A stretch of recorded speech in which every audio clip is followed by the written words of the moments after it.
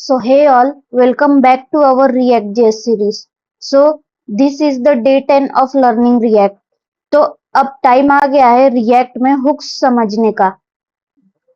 So alright, अभी तक हमने रिएक्ट में फंक्शनल कंपोनेंट पढ़े हैं और फंक्शनल कंपोनेंट बनाने में हमने समझा था कि यूआई को कैसे बनाया जाता है और हमने उसे प्रैक्टिस भी कर लिया था.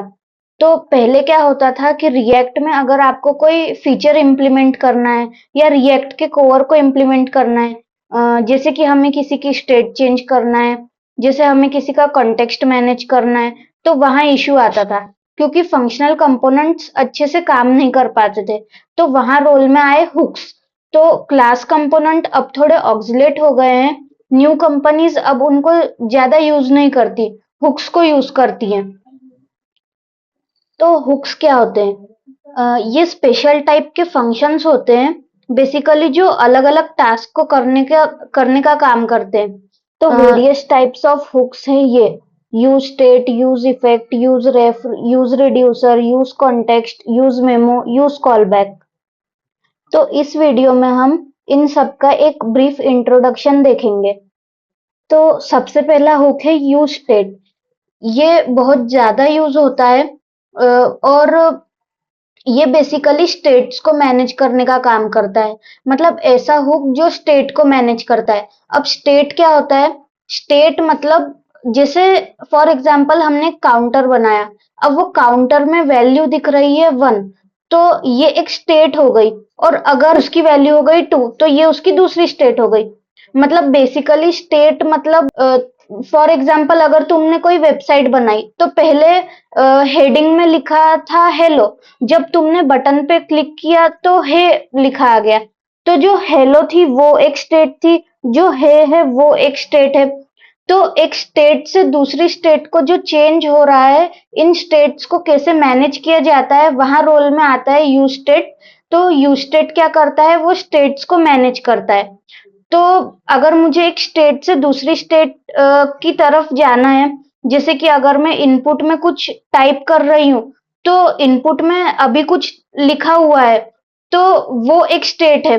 अगर उस इनपुट में मैंने एस लिख दिया जाके, तो वो दूसरी स्टेट हो गई क्योंकि पहले कुछ नहीं था और अब कुछ है. तो हमने क्या किया? हम किसी स्टेट से किसी स्टेट में गए. तो इसी को कैसे मैनेज करते हैं? यूज स्टेट से.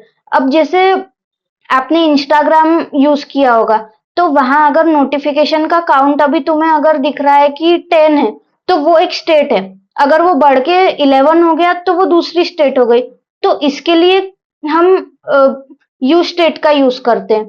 तो यूज स्टेट का बेसिकली काम है स्टेट्स को चेंज करना, उन्हें मैनेज करना. जो नेक्स्ट हुक है वो है यूज इफेक्ट. तो यूज इफेक्ट क्या करता है? ये साइड इफेक्ट्स को मैनेज करने का काम करता है. मतलब ये साइड स्टैक को मैनेज करने का काम करता है. फॉर एग्जाम्पल अगर हमें कोई मेन फंक्शन है, वो चल रहा है मतलब उसका, और अगर हमें कोई फंक्शन या एपीआई को कॉल करना है, जैसे हम चाहते हैं कि हम हमारी वेबसाइट में किसी एपीआई को कॉल करें जो कोई डेटा को हमें लाके दे, तो मेन चीज को डिस्टर्ब किए बिना अगर हमें साइड बाय साइड कोई दूसरा टास्क परफॉर्म करना है, तो हम यूज इफेक्ट का यूज करते हैं. मतलब कि हमें कोई साइड फंक्शन चलाना हो या कोई प्रोसेस चलाना है या फिर कोई कंपोनेंट बनाया है उसको माउंट या अनमाउंट करना है, तो वहां पे हम यूज इफेक्ट का यूज करते हैं. तो नेक्स्ट हमारे पास हुक है यूज कॉन्टेक्स्ट. तो use context basically global context को मैनेज करने का काम करेगा. तो फॉर एग्जांपल समझो कि हमारे पास हमारी एक ऐप डॉट जेएसएक्स फाइल है. हमें उससे डेटा सेंड करना है सेक्शन 2 नाम की फाइल को. लेकिन हम उसको डायरेक्टली नहीं कर सकते क्योंकि बीच में एक फाइल है सेक्शन 1 जिसके थ्रू हमें जो डेटा है वो ऐप डॉट जेएसएक्स से सेक्शन 2 डॉट जेएसएक्स को भेजना पड़ेगा. तो डेटा कहाँ पड़ा है? डेटा पड़ा है ऐप डॉट जेएसएक्स में, और हम उसको डायरेक्टली नहीं सेंड कर सकते, हमें वो सेक्शन 1 के थ्रू सेक्शन 2 को भेजना पड़ेगा. तो ये तो मतलब अब सही तरीका नहीं होगा ना. तो हम क्या करते हैं? हम डेटा को ऐसी जगह पे रख देते हैं, मतलब ग्लोबल जगह पे, यहाँ से उसको कोई भी फाइल मतलब एक्सेस कर पाए। तो ये हम कैसे करते हैं, मतलब यहाँ पे हम कॉन्टेक्स्ट एपीआई की हेल्प से मतलब ये चीज को करते हैं। तो वो क्या है वो हम देखेंगे बाद में।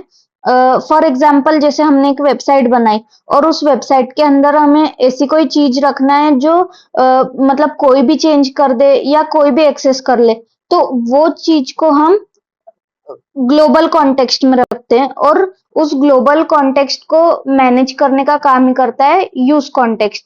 तो ये प्रॉप्स ड्रिलिंग को अवॉइड करने के लिए भी यूज होता है और डेटा को डायरेक्टली मल्टीपल कंपोनेंट्स में शेयर हम कर सकें उसके लिए भी यूज होता है। देन नेक्स्ट हो गया हमारे पास यूज रिड्यूसर।